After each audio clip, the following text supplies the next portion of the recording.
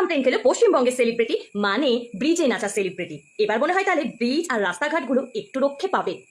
তো বন্ধুরা, অপরাজিতাকে advocate Sangeeta madam কিন্তু একটা এফআইআর তার নামে করেছে। এর আগে রাশিয়ান বৌদির নামে করেছিল, তার আগে আরো অনেকজনের নামে করেছে, এখন কিন্তু অপরাজিতার নামে। আর সে যদি এই নোংরাম ভিডিওগুলো বন্ধ না করে তো তার বিরুদ্ধে কিন্তু এবার পুলিশ কাজ করবে, সেটাই এফআইআর যখন হয়ে গেছে। তো সবাই আস্তে আস্তে বন্ধ করে দিচ্ছে, একটু একটু। তো হ্যাঁ, কিছু কিছু মানুষের আবার মনে হবে যে অপরাজিতা কি এমন করেছে যে যার জন্য তাকে এফআইআর করেছে, এরকম ব্যাপার। তো কিছু ভক্ত সবাই ওকে খারাপই বলে, কিছু কিছু জন আছে যারা কমেন্টে এসে লেখে।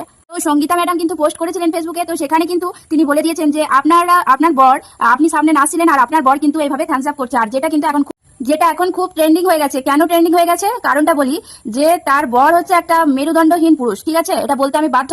কারণ তো সেই পুরুষ সমাজকে এই বার্তা দিচ্ছে যে আমি পিছনে দাঁড়িয়ে আছি আর আমার বউকে এইভাবে নাচাচ্ছি। নাচের একটা ভাব থাকে রে ভাই, এমন ভাবে নাচাচ্ছি আর এইভাবে থামস আপ দিচ্ছি, তোমরাও করো, এইভাবে কিন্তু ইনকাম করে। আর এই জিনিসটা দেখে আরো কিছু জন রাস্তায় নেমে পড়েছে এইভাবে ভিডিও বানাতে, তাদের বড়রা পিছনে থামস আপ করছে আর বউরা এইভাবে অশ্লীল ভাবে ডান্স করছে, যার নাচের কোনো মানে। আর একটা জিনিস, সাম হ্যাঁ ধোয়া ধোয়া, ওই গানটাতে এমন একটা স্টেপে ও ডান্স করে, যেই ডান্সটা ওর কাছ থেকে দেখে কিন্তু বাচ্চারা পর্যন্ত ওই স্টেপে ডান্সটা করছে। তো সমাজকে এটা কিন্তু খুবই খারাপ বার্তা কিন্তু তুমি সোশ্যাল মিডিয়াতে ছড়িয়ে দিচ্ছ। তার উপর বিদ্যারও মুখোগ্নি হয়, বিদ্যাকে তুমি মুখোগ্নি দিয়ে দিচ্ছ, যেটাকে আমরা মা সরস্বতী মানি বইকে, তুমি তাকেও আগুন ধরে দিচ্ছ। আর সেটাই চলছে ট্রেন্ডিং। মাঝ রাস্তাতে স্বামীর বুকের ওপরে দাঁড়িয়ে ডান্স করে, এটা কি বোঝাতে চাইছেন সমাজকে, যে এইভাবে নাচ করালে বড়দের এরকম পরিণতি হয়?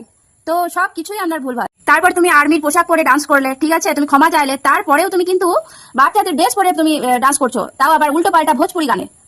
দেখুন, এগুলোকে কিন্তু একদমই মেনে নেওয়া চলে না, ঠিক আছে। আমরা যত মেনে নেবো, যত এগুলোকে স্বীকার করবো, তত কিন্তু এগুলো বেড়েই চলবে। এর দেখে দেখে বুড়ি বুড়ি ধামড়ি মেয়েগুলো ওইরকম স্টেপে ডান্স করছে।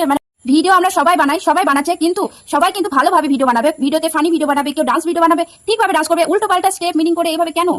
এবার অনেকেই বলবে যে হ্যাঁ, অপরাজিতাকেই তোমরা শুধু ধরে রয়েছো, হ্যান ত্যান, এরকম কমেন্ট করবে। তো দেখো, এই সব কথাগুলো আমার নয়, অ্যাডভোকেট সঙ্গীতা দিদির কথা, ঠিক আছে, তোমাদের সাথে আমি শেয়ার করছি।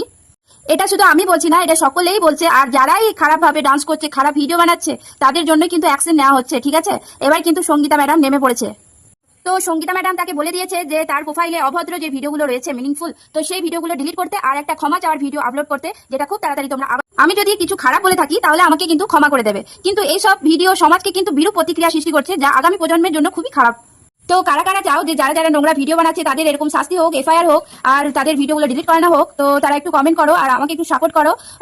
তো আমরা সবাই অ্যাডভোকেট সঙ্গীতা ম্যাডামকে আমরা সবাই সাপোর্ট করবো। আর এই সব সমাজে যারা উল্টোপাল্টা ভিডিও বানাচ্ছে তাদের বিরুদ্ধে কিন্তু স্টেপ নেওয়া হচ্ছে, সেটা হবে। আর সবাই কমেন্ট করো, তোমরাও কি একমত না তোমরা এসব চাও না, সেটা কিন্তু তোমরা তোমাদের মতামতটা কিন্তু একদম জানাবে কমেন্টে।